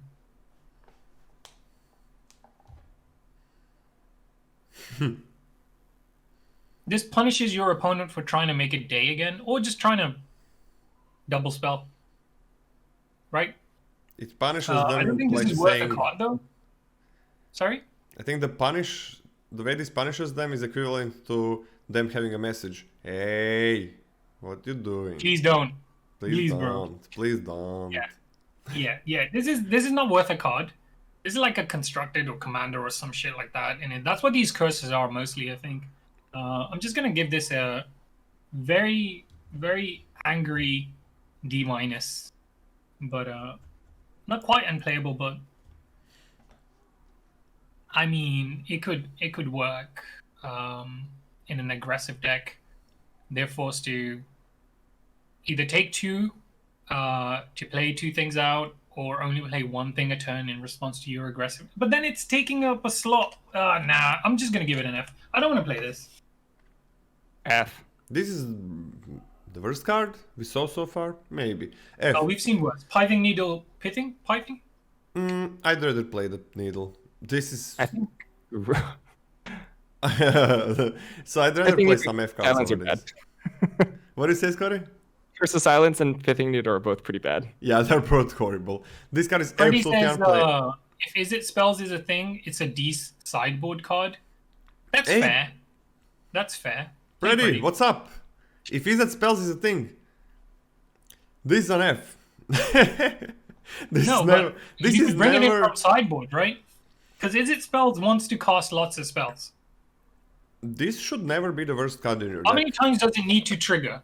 Like 3 times for you to be happy including it in your deck? Yeah, it's still not worth it. No, it's so bad. It's horrible. Glad that Freddy is joining us. But yeah, this is just complete shit. Don't play it. It's similar like a lot of F cards we have. Sometimes you're gonna be, hey, but this card won me the game. Yeah, the next 10 times you're gonna play it is gonna lose you the game or get you very closer to losing it because you're gonna waste a card when you could play a card that does something. So this doesn't. It's that also doesn't 20 matter. gems. That's true. That's true. All right, let's move on to Very a slightly gems. more playable card. Falconwrath Pit Fighter. 1 red for a 2/1 vampire warrior creature. And it has an activated ability of 1 colorless, 1 red. Discard a card. So you pay mana, discard a card, and sacrifice a vampire, specifically a vampire. Draw 2 cards. Activate this. Oh no, there's more. Activate this only if an opponent lost life this turn. So for the grand total of 2 mana, discarding a card, and sacking a vampire, and damaging your opponent, you get to basically play Village rights. what's that? 2 mana, discard a card, draw 2? Oh, my brain's blanked. Oh, this is not a discard card. You mean if you sacrifice this card, right? Sacrifice a vamp, yeah. Thriller Okay. possibility, yeah. This is a thriller possibility with a lot of extra steps. Anyway, regardless of the text on it, right? This is a 1 mana 2/1 vampire. So that's actually pretty good. So don't worry about how this is the classic case of where the text on the text on a card is so convoluted or bad that people would rate it worse than if it had no text at all. So don't think about it like that. Just imagine if this was blank, you'd probably find this better, right? So just think about it like that. I think this is like a C+. I like this card. There's a lot of hoops to jump through, but like late game, you can cash this in, like itself. Discard a land. Nah, I think that's fine. C+. I think in a dedicated black-red vampire aggressive deck, you might want the common 1-drop over this, the first striker. I'm not super hot on this. I'm going to put in the same camp as a D+. Oof. I don't know. 2/1 for 1 is fine.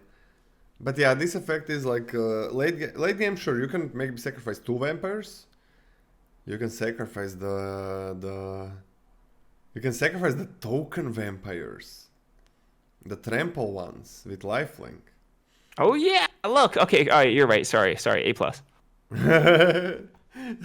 So, But honestly, I think this is slightly better than the very aggressive vampire with the rapier. I forget what it's called. the first striker. I think this is slightly better than that because if you're playing an aggro deck, like damage above all, right? And this is a 1 mana 2 power creature. Where's that? Voldaren Stinger is just a 1 power. It has a little bit more threat on turn 3, but this just on turn 2 already attacks and blocks better. Steal opponent's vampire and sacrifice it. That's a good deal. That's interesting. Yeah, instant speed as well, but it says activate only if an opponent lost life this turn. So that's going to be fun to do. The 0-3 helps, that pings them. Oh, that's I guess one way. There's a few ways.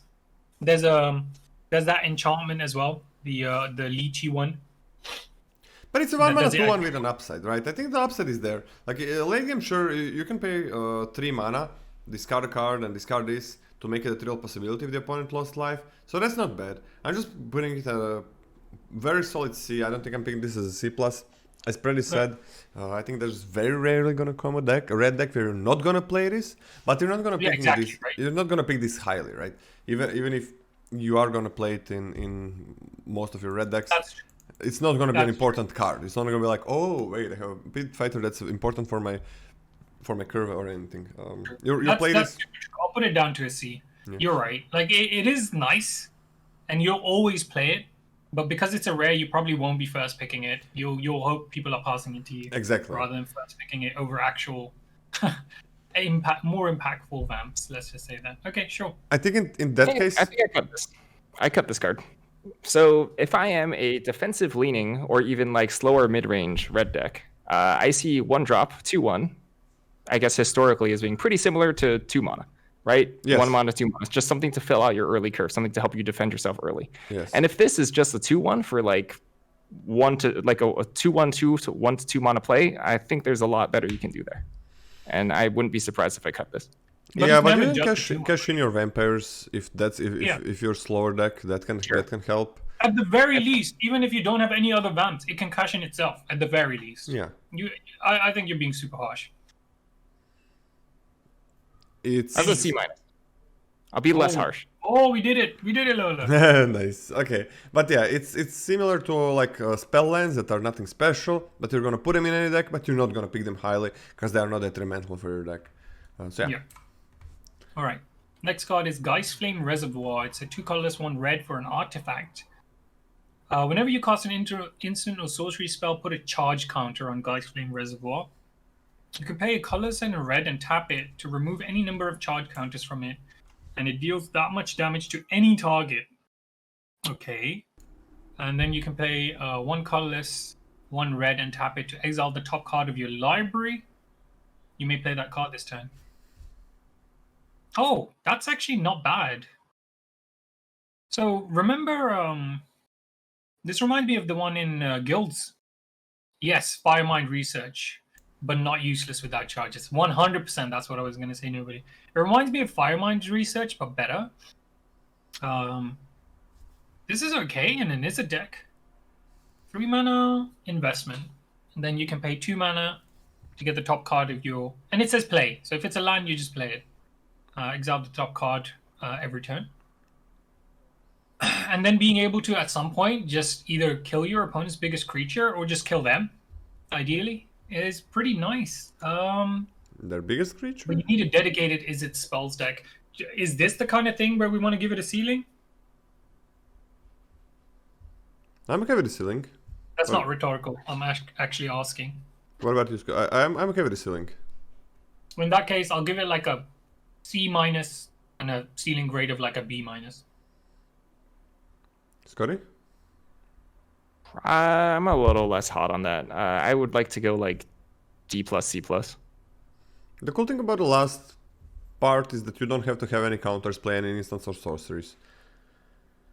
So it is an engine in the late game. Like you do not have to just pay 2 mana and tap it, right? Yes. But you gotta play this turn and you have 2 less mana to work with. I'm also but like it's consistent card draw, isn't it? Yeah, it is, but it doesn't do much on its own for a long time. I'm on a D plus, and I don't know. Ceiling is. I would like to put a ceiling on a C. I don't think the ceiling is that high. Way too low for a dedicated Is It Spells deck. Yeah. Come on. C. Yeah. Find that. Does that average out to C plus? I think so. Yeah, because I was on B minus. Okay. So basically, we voted neither our grades, and we just voted Scotty's grade. Well done. Well done. Nice. Thank you. Okay, did you give it a D plus regularly as well, or a D minus, or a D? I gave it a D plus. I gave it a D plus. Scotty? D plus as well, regular grade. Okay, I think you're gonna have enough. Yeah, I'm slightly higher on it, a C minus, but I see potential in this card. All right, next card. Light Up the Night. X and red for a sorcery, and it says light up the night, deals X damage to any target. It deals X plus 1 damage instead if that target is a creature or planeswalker. So basically, if you're not winning the game, it deals a little bit extra damage. And it has flashback. Oh no, wait a minute. It's 3 colorless, 1 red, and you remove X loyalty counters from among planeswalkers you control. Blah blah blah. Okay, I'll finish it. If you cast this spell this way, X can't be 0. We'll ignore this. That doesn't exist for us because we're playing limited and we're not playing degenerate constructed. Where you can consistently cast this. Oh my gosh. Okay, wait, I don't want to think about construct. This is a nice little Banefire, which basically says it deals as much damage as you spend mana on a creature or planeswalker. So if you spend 5 total, it deals 5. If you're sending it face, it deals 4. But I mean, this will finish games. I'm gonna give this a. Is it high B or a B plus? I mean, it is sorcery speed. Yeah, I mean, but Banefire is sorcery, right? Yeah. I don't think sorcery hurts this a lot, but yeah, probably high B then. We'll leave it high B, and I feel like this will end so many games. Your opponent will be playing a different game than you, and then they'll just die, as was the case with Banefire. I like this at a B. I think that having this have +1 damage to creatures is actually a huge upgrade Yes. over Banefire, Yes. over like Agreed. traditional spells like this. I think that is a big deal Yeah. in terms of efficiency. B for me. Same, yeah. Like, yeah, 2 mana 2, 3 mana 3, 4 mana 4, and so on is very important. And then being a reach card, that is also pretty important. And you in red, you can even get it back to your hand after you remove to get that lethal. So yeah, I think it's very important that +1. B, I like it a lot. Okay. Next card is Moonveil Regent. 3 colorless, 1 red for a 4/4 dragon creature. Nice, I love dragons. Love dragons, me. It has flying because it's a dragon. Whenever you cast a spell, you may discard your hand. That's it, just discard your entire hand. If you do, draw a card for each of that spell's... Wait, what? Oh, yeah. If you do draw a card for each of that spell's colors, the spell being the spell that you just cast. Okay? And whenever it dies, it deals X damage to any target, where X is the number of colors among permanents you control. Well, that's going to be 2. Sometimes 3, but usually 2. I mean, it's still nice. It deals 2 on death. The main thing, though, is when you're top decking or you've run out of fuel in your hand, you cast your last thing, and it says spell, so it's creature or whatever, right? You may discard your hand. So if you're not ready, you don't do it. If it's your last card, or if you just have a land in hand and you don't need lands anymore or whatever, you play it, you discard, Flashback. and you draw a card. It works with flashback as well. Whenever you cast a spell. Yeah, that's true. It doesn't say from hand or whatever, so... Yep, flashback, Disturb. cast a spell, draw a card. I mean, that's pretty nutty. I'm going to give this a high B+. It's very strong.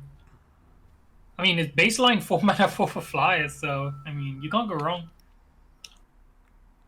I will give this an A-. This card is crazy good. Even if you don't use its draw stuff, like being able to ping for honestly like even 1 when it dies is not nothing. 4/4 flyer, super efficient. Love it. Yeah, this card is way too efficient. Like 4 mana splashable, 4/4 flyer is B+. Oh, that's true. It is splashable. Just 1 red in it. Fair enough. And when it dies, it usually deals like 2 damage, sometimes 3, sometimes 1. But a lot of times it's going to be 2 damage to something, to any target, to the face, to kill something. And this effect is a big deal. Like you can even play a card draw spell, because you're casting the spell, it didn't resolve yet, and then you draw cards and you draw even more cards. Like this is. I'm also giving it an A-. It's. Okay. It's I don't you think gain it's quite so bomb much level. from I don't see the bomminess. I don't see the bomb level of this card, but okay. It's just so efficient We'll and see. so fast. Like a 4/4/4/4 is gonna close out the games, and even when it dies, it's gonna kill their 2-drop. So it's gonna like the board presence of this on curve is huge, and then it has like late game or mid game, it can be a huge value machine as well. I really like this card. Okay. Next one. Reckless Stormseeker, 2 colorless, 1 red for a 2/3 human werewolf creature, and it says at the beginning of combat on your turn, target creature you control gets +1/+0 and gains haste until end of turn. Yeah, like I tweeted, Valor Singer. I put Valor Seeker, but Valor Singer from AFR can just get cucked by this. Like, Yeah. and it has Daybound, which It is means rare. the back of it says Stormcharge Slasher, beautiful art, and it says it's a 3/4. And at the beginning of your combat on your turn, target creature you control gets +2/+0, gains trample and haste until end of turn, which is just stupid. It's just dumb. That's an extremely good card. This is a base 3 mana 3/3 with haste, right? Because unlike Valor Singer, which you had to have board presence already to make use of it when it hits the board, this just pumps itself and gives itself haste. That's like the bottom floor. That's like the If nothing else happens. yeah, like the gutter. That is like that's Funny the enough, if it's already night, you play at 3 mana, 4/4 with trample and haste. 5 That's 5 for 5/4. Sorry, I can't do addition. 5/4 with haste. Wow, that is. And insane. that's also the kind of in the floor, I think. That's also like that's like the worst way you can use this card. Like those two ways, right? Yeah, I mean the best way is you play a creature every turn and it just shoves it in, or your tokens come in for 4 trample and haste. You make a zombie, you immediately attack with it every single turn. Or any big creature like that you play on curve, like 4-drop, 5-drop, 6-drop, it's like just +1/+1/+1 haste for no cost is busted on a creature that's just fine, has fine stats. And man, +2. What the hell? Why is this trample and haste and +2? They just really wanted to push this card out. Anyway, I think this is worth a B+. B+. I really want to give it a bomb rating, man. This. Come on, come on! I mean, who the You fuck already is... gave the Dragon Bomb rating. Man, who... This needs to get... This must get removed. Like, nobody's racing you ever again. After, like, especially when it becomes a night. Like, nobody's ever racing you. And like, Do it, Valid. when it becomes night, nobody. +2/+0, trample haste for free. Just +1/+0. Jesus Christ. And you don't even have to play anything. You just give it to your creature that wants to have +2/+0 and trample, and it's huge. Because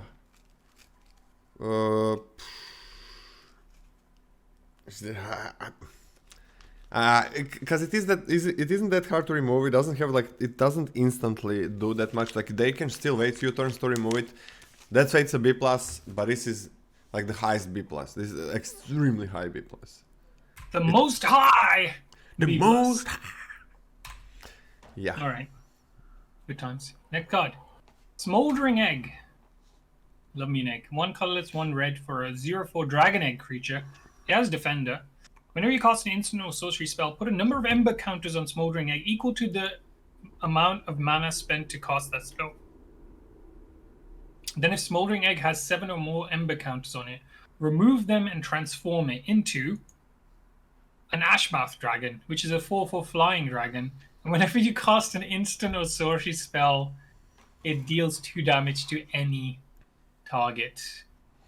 A dragon is born, a prince burns. I mean, I know it says province, but... Okay, so... This is 2 mana, 0/4. It blocks everything on the ground.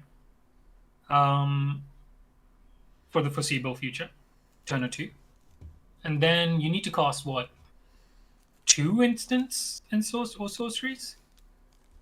Or 3? Probably 3. Flip it! Flip it! Whoop. Flip the card. People want to see the majestic dragon. There we go. Anywho, I want to say on average 2 or 3. Probably 3, unless you're waiting till turn 4 or 5. But this card is never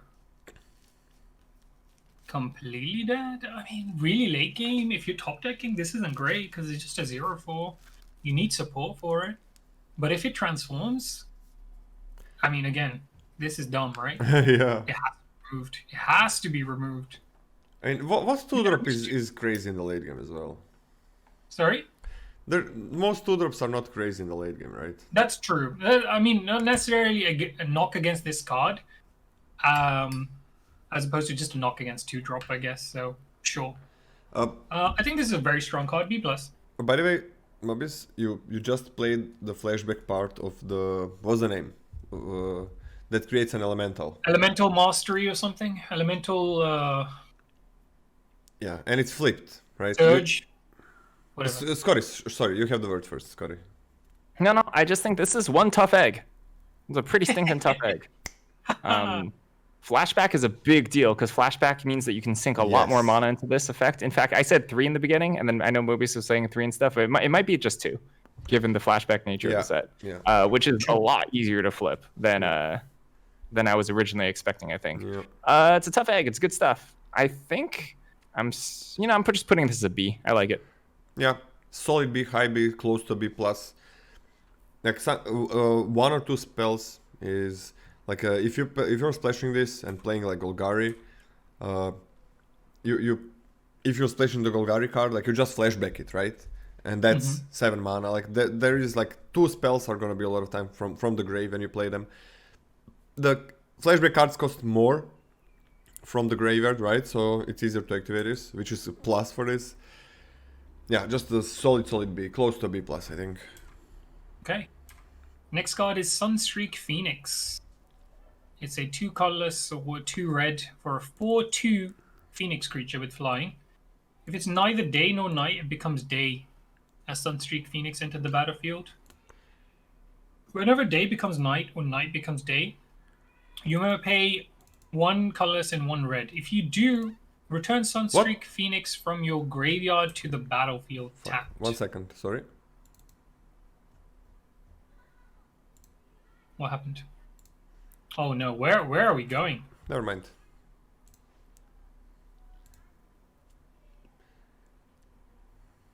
There it is. You good? Yep. Okay. This card is pretty bonkers. It makes it day, right? So let's envision a scenario where we cast this on turn 4. It somehow dies, doesn't get exiled. It dies, and then your next turn, we just pass. And then we pay 2 on your opponent's turn and get it back because it's turned to night. I wish this made it day. I was just thinking that. I was thinking, Scotty, that this should always make it day when you play it. But that would be busted, I guess, because it would come back on your opponent's turn every turn, and then on your turn, you would always just pass because it was night. It turned to night on your opponent's turn. It came back. It made it day. And on your turn, you'll attack with it. If it dies, you'll again not play anything, and it'll come back again next turn. So that's the problem with this actually making it day. It's not legendary for constructing that. Anywho, this is a pretty busted card. I'm going to give it a B+. I'll give it a B+ too. You can play this and then you can just block with it. Yeah. This is It's silly, kind of yeah. crazy. This is silly. B+, easy. I'm happy that it enters the battlefield tapped. No need to make it stronger. Pretty easy B+. This is an amazing card. Just amazing. Just 2 mana. Fair enough. So what do you guys think about red while I'm editing this? It's gonna take like 10 seconds or something. Pretty good. Pretty good. The rares and mythics are busted. Okay. The commons and our commons are decent. The removal spells are decent. Could be better, but I don't think we can complain about Pseudo Lightning Bolt. 2 mana deal 3, and 5 mana deal 5. Light Up the Night is a rare, never mind. The creatures are okay. They go towards different synergies as well, which again, I like that. Most colors so far have had multiple different decks that want them. So the better you are at reading which specific, not just colors, but which specific archetypes are open during your draft, you're going to get rewarded more for it. I really like that. The set might be a really, really good set to draft, touch wood. Yeah. But yeah, red seems okay. Scotty, what do you Not think about powerful red? as black, but I think black is the best color so far. Yeah, I don't think in terms of just like raw power level, it just doesn't stand out to me. In terms of synergies as well, I think it's a little bit harder to read the exact synergies of red. There were like some, like I think red is really where the blue-red archetype showed up, right? There's a couple of cards that I'm like, oh heck yeah, these are like the spell payoffs. Yeah. But for the other colors, I'm just like, okay, these cards are all like fine. So we'll see. Yeah. Since a lot of these spell payoffs are like the best spell payoffs are not really common. I don't think they're really gonna go heavily into that direction. But seems fine. Removal is okay. I don't think it's too busted. And I'm fine with that. We saw AFR red was a bit too powerful.